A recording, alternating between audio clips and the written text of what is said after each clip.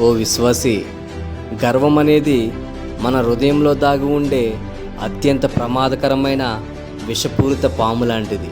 ఇది మన ఆత్మకు సమాధానమును, క్రీస్తులో ఉన్న మాధుర్యమైన సంబంధమును చెడగొడుతుంది.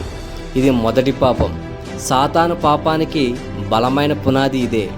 మన హృదయంలో నుండి గర్వమును తీసివేయడం అత్యంత కష్టమైనది.